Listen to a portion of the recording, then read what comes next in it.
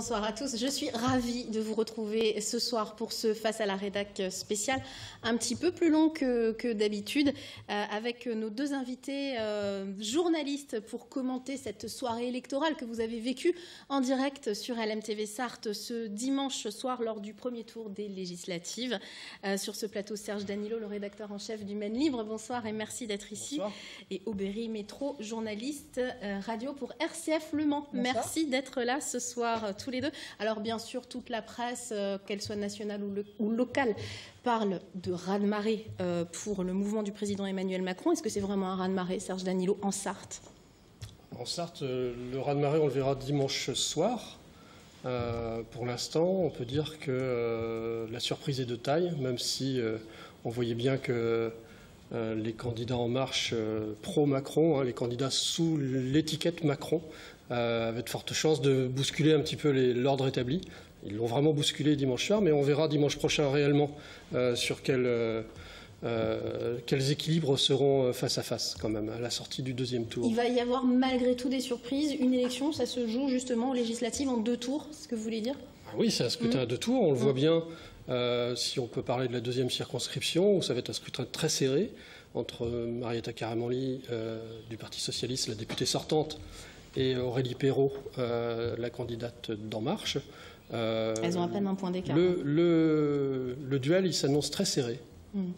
Aubéry, oui, elles ont un point d'écart et au Mans, c'est encore pire. Il y a 14 200 personnes qui sont allées voter sur la partie du Mans qui est dans la deuxième circonscription. Et à la fin, il y a 64 voix d'écart entre Aurélie Perrault et Marietta Karamanli. Donc ça, c'est vraiment une des circonscriptions à surveiller. L'autre surprise, elle vient aussi du score de Willy Colin dans la 5e circonscription. 31,68% face à Jean-Carl Grelier. Voilà, Jean-Carl Grelier, qui est maire de la Ferté-Bernard, qui pour le coup, lui, est connu. C'est un politique local qui est installé. C'est un bastion de la droite, la 5e circonscription. Il est républicain, les républicains. Voilà, et puis en plus, il est adoubé par Dominique Le Ménère, qui a eu la circonscription pendant 15 ans. Il a été adoubé, c'était lui l'héritier. Il ne pouvait rien lui arriver. Et là, on lui met un journaliste de France 3 en face de lui, qui n'a jamais fait de politique, qui est République En Marche, et il perd, en tout cas au premier tour, la circonscription. Il y a énormément, effectivement, de surprises. On a tendance à se dire que ces candidats En Marche, finalement, ils auraient pu ne pas du tout faire campagne et que les scores auraient été pareils. Entre Jean-Carl Grelier, on l'évoquait tout de suite, qui a commencé sa campagne il y a 18 mois, ouais. et son adversaire d'En Marche, Willy Colin, qui a commencé sa campagne il y a 4 semaines. Voilà. Voilà, on voit que et il y en a un qui finit avec pratiquement 10 points d'avance sur... voilà, c'est le lièvre et la tortue peut-être un petit peu. Mais en tous les cas, on voit bien que... En tout cas, pour l'instant, le lièvre est devant, quoi qu'il arrive. En tous les cas, on voit qu'il y a une dynamique du président élu il y a un mois. Le phénomène, il se répand partout, dans l'Ouest particulièrement d'ailleurs. On peut prendre le cas de la Vendée d'ailleurs. Il n'y aura peut-être aucun candidat, les Républicains, à la sortie dans ce département, chasse gardée du président de la région, Bruno Retailleau, ce qui serait quand même un élément aussi majeur. Tous les partis traditionnels, PS, les Républicains et autres, finalement, on peut le dire, sont en berne lors de ces élections au niveau national. Et en Sarthe, c'est la même chose, que ce soit les Républicains ou le PS, malgré tout. C'est une claque. C'est à modérer quand même, parce qu'on s'attendait à ce que, quand on voit le score de Benoît Hamon à la présidentielle qui est entre 6 et 7% en Sarthe, et finalement là le PS est autour de 15% si on regarde les chiffres au niveau départemental, ils sont quand même 3e force politique du département, ce qu'ils n'étaient plus. Ce qu'on attendait en 3e position, c'était clairement le Front National. Moi je pense que c'est eux pour le coup les perdants. On voit dans la 5e, ils perdent 9 points par rapport au score de Marine Le Pen au premier tour. Ils sont en baisse. On attendait, alors pas forcément des triangulaires parce que le taux d'abstention à 50,9% de manière générale était beaucoup trop élevé, mais on attendait peut-être un plus gros score, notamment dans la 3e où Marine Le Pen est arrivée en tête dans pas mal de communes. Notamment avec Pascal Gana, qui est quand même la figure de proue dans la région du Front National. C'est lui il est quand même arrivé à 15,52%, c'est le meilleur score du FN dans le département. Oui, mais malgré tout, ça suffit pas. Elle était à 21%, Marine Le Pen, au premier tour de la présidentielle dans cette circonscription-là. Vous partagez ce point de vue? Oui, tout à fait. Il fait un moins bon score que la candidate Front National en 2012. Alors on peut se dire quand même que Pascal Gana, c'est quand même installé un petit peu en Sarthe, hein, même si les uns et les autres disent que mais il est où en Sarthe, il habite où, mais en tous les cas il est il est secrétaire de la fédération du FN, il est chef de file des élus FN à la région, il a une certaine notoriété depuis 3 ans. Il fait un moins bon score que la candidate FN en 2012. Et il fait un nettement moins bon score que Béatrice Pavie-Morancé. J'en viens à la question des reports de voix. Est-ce que ces 15% de votants FN, par exemple, dans la 3e circonscription, pourraient reporter leur voix sur, logiquement, la candidate Les Républicains ou pas du tout? Elle, hier, en tout cas, Béatrice Pavie, quand on lui a posé la question à la préfecture, clairement, nous, sur RCF, elle nous a dit qu'elle ne voulait pas être élue avec les voix du FN. Oui, mais c'est entre ce qu'elle veut et la démocratie Elle avait l'air assez résignée. Dans son application. 10 points d'écart entre elle et Pascale Fontenelle-Persson, c'est énorme. Elle a été battue aussi dans sa propre commune, à Montval-sur-Loire. Alors elle nous dit oui, mais c'est parce que mes habitants ne voulaient pas que je sois élue députée parce que j'aurais abandonné mon mandat de maire. Oui, mais non, parce qu'à la Ferté-Bernard, Jean Calvrelier, il fait un très bon score. Donc elle avait l'air assez résignée hier. Le report des voix, c'est pas sûr qu'il se fasse en entier. Je pense qu'il y a quand même une partie des gens qui ont voté par Pascal Gana qui malheureusement vont pas se déplacer dimanche prochain pour retourner voter. Il y a la question de l'abstention également. Serge Danilo, lors des scrutins passés, l'abstention profitait au Front National. Et là, vous le signez d'ailleurs dans un papier aujourd'hui dans le Maine Libre. On voit que les choses sont complètement on avait l'habitude différentes. De dire depuis une dizaine d'années, l'abstention profite au Front National. Cette fois-ci, mais de toute façon, la table a été complètement renversée depuis un mois, donc pourquoi rester sur des vieux schémas? Maintenant, tous les schémas sont à modifier, sont à changer.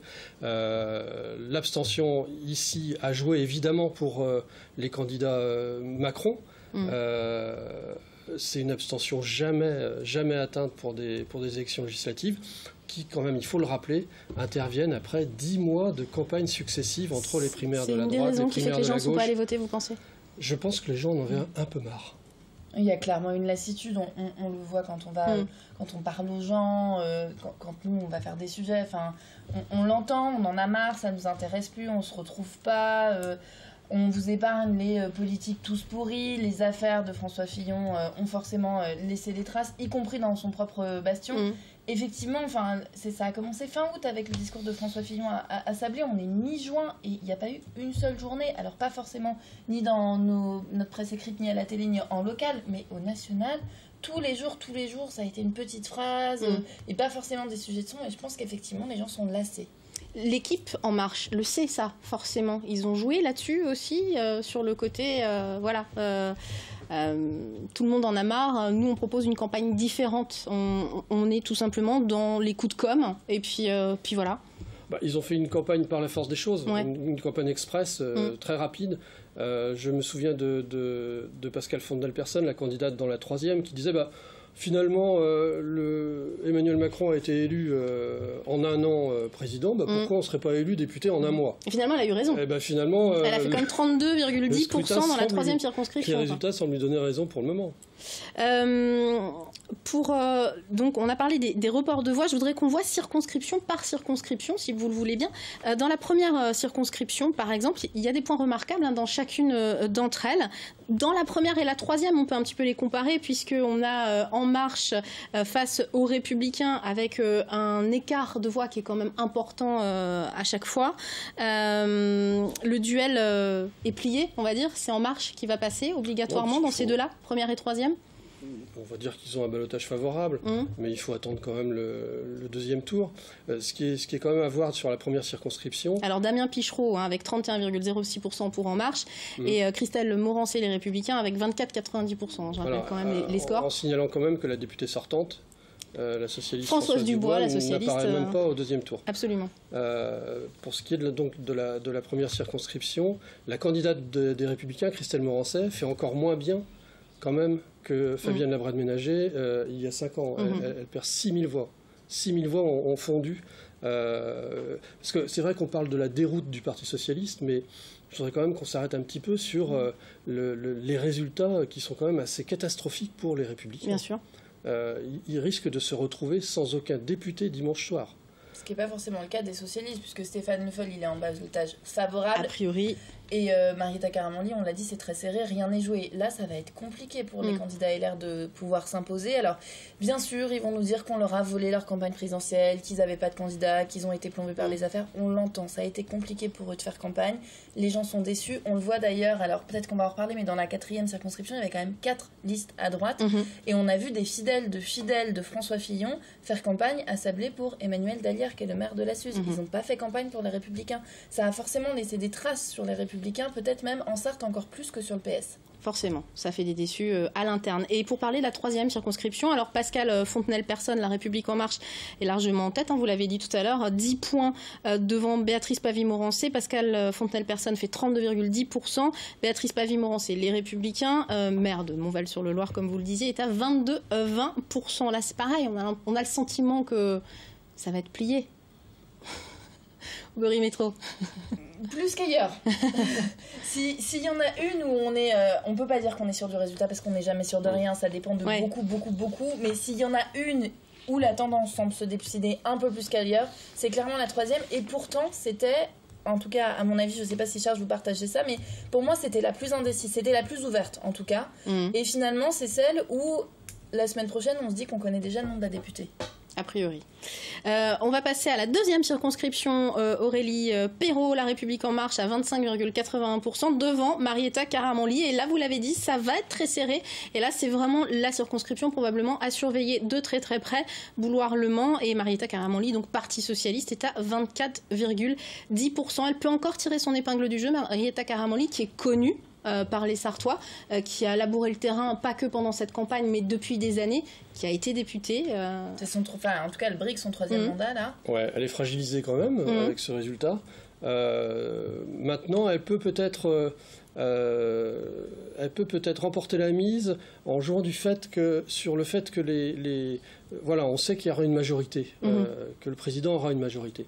Et ce que disent les candidats restants du PS, c'est-à-dire Stéphane Le Foll comme Marietta Karamanli depuis hier soir, il le répète, c'est de dire, voilà, Macron aura une majorité, donnez un peu, qu'elle ne soit pas d'une seule couleur. Et donc nous, on représente la couleur de la gauche, avec les valeurs de justice sociale. Donc elle peut peut-être s'en tirer sur ce créneau-là en disant, après tout, vous voyez, je voterai sans doute la confiance au prochain gouvernement, mais donner une couleur à gauche. Et elle va profiter énormément de sa notoriété pour aller encore sur le terrain dans les quartiers sud cet après-midi. Et puis il y a les voix de la France Insoumise, et la France Insoumise arrive en 3e position. Le report de voix. Voilà, arrive à coude à coude quand même avec Samuel Chevalier. Ils sont la 2e, c'est une circonscription qui est quand même vraiment... Mathias Tavel à 12,20%. Voilà. J'ai cherché le chiffre exact. Et Samuel Chevalier était à 16. Donc ils sont en 4e position. Ça aussi, c'est du vrai vote de gauche, on peut se dire, la France Insoumise. Et peut-être qu'ils n'iront pas voter La République En Marche et qu'ils voteront plus socialistes. La 4e circonscription est acquise à Stéphane Le Foll. Il a bien joué, ça fait partie des négociations au préalable qu'il a eues avec Emmanuel Macron lui-même, a priori. Il s'en défend. Il s'en défend hier. Ah bon. Il s'en défend. Non, il s'en défend. Il dit qu'en aucun cas il a négocié quoi que ce soit sur la présence ou l'absence d'un candidat En Marche. En tous les cas, il sort en tête, il a un ballotage quand même assez favorable. Il est à 30,31% face à Emmanuel Franco, Les Républicains, 22,15%. Pour conserver finalement une circonscription qu'il avait ravie à la droite en 2012. Il a pesé tout son poids quand même. C'est une circonscription qui est à la fois symbolique, parce que habitué à voir un ministre, voir un Premier ministre, voir un candidat à la présidentielle. Absolument. Mais qui avait quand même, et François Fillon le disait à son époque, elle avait une couleur à gauche quand même, cette circonscription. Elle est quand même marquée à gauche. Bon. Il a toutes ses chances. On termine avec la 5e circonscription, Mamers-Le Mans, Willy Collin, on l'a évoqué tout à l'heure. La République En Marche à 31,68%, devant Jean-Carl Grelier, Les Républicains, qui est malgré tout à 27-24%. Ça, c'est pas gagné non plus pour Willy Collin ou Beurry Métro. Non, mais sachant que Jean-Carl Grelier est connu et c'est un homme de terrain également. Ah, mais c'est ce qu'on s'est dit et c'est ce qu'on a répété pendant toute la campagne. Et je pense qu'on était tous surpris hier quand on a vu le score de Jean-Carl Grelier. Je pense qu'il est quand même atteint, ne serait-ce que personnellement, de se dire qu'il n'a pas fini en première position. Après, effectivement, rien n'est joué. Et comme le dîner Dominique Le Ménard hier, sur le report des voix, on l'a dit aussi, on ne peut pas savoir où ça va aller. Clairement, on ne sait pas où ça va se disséminer. Il n'y a pas énormément d'écart. Il y en a, mais il n'y a pas énormément d'écart. Donc je pense que c'est aussi une circonscription à surveiller. Ce qui est surprenant dans cette circonscription, c'est le fait que Jean-Carl Grelier arrive en deuxième position à Mamers, qui est bien tenu par la droite. Alors, est-ce que c'est un signe de l'ancestrale bataille entre Mamers et la Ferté-Bernard? Peut-être. Les Mamertins disant non, on ne veut pas de député. On devrait faire une enquête sur le terrain, là. Mais voilà, de toute façon, c'est assez symptomatique de ce vote dans la 5e circonscription. Dernière question sur l'abstention potentielle au second tour. Parce que là, on a parlé de beaucoup de circonscriptions où il semble que les choses soient un petit peu définies, en tout cas, et dans le sens En Marche, ou par exemple pour Stéphane Le Foll, PS dans la 4e. Les gens vont avoir peut-être tendance à se dire, bon, c'est fait. Traditionnellement, on se déplace moins au deuxième tour des législatives. Mais il peut y avoir des réveils d'un certain électorat qui peut se mobiliser. Quel électorat, vous pensez à qui? Je pense pour la deuxième circonscription. Marietta Karamanli a perdu 12 000 voix entre 2012 et 2017. Elle a quelque chose à regagner, là, à mobiliser dans son électorat propre. Oui. Et puis il y a ces gens qui trouvaient qu'il y avait trop de candidats. Enfin, c'est vrai, il y avait une moyenne de 12, 15 candidats dans la 4e. Peut-être que là, comme on y voit plus clair, effectivement, ils vont se dire oui, c'est plus facile de choisir, je vais peut-être me déplacer, mais en même temps, c'est les 24 heures, mais en même temps, il va faire beau. Oui. Tout ça, c'est des paramètres à prendre en compte, effectivement. Voilà, c'est pas très bon, malheureusement, pour la participation. Aubry Métro, RCF Le Mans, Serge Danilo, rédacteur en chef adjoint du Maine Libre. Merci 1000 fois d'être venu sur ce plateau, nous éclairer un petit peu sur finalement cette soirée électorale et puis peut-être vous donner des clés, des pistes de réflexion pour aller voter au second tour des législatives dimanche prochain, le 18 juin. Demain, sur LMTV, ce mardi, en lieu et place du Face à la Rédac, vous retrouvez un premier débat d'entre-deux tours sur LMTV entre Pascal Fontenelle-Personne et Béatrice Pavie-Morancé, les deux candidates de la 3e circonscription, la première En Marche, la seconde les Républicains. À très vite, très très belle soirée sur LMTV.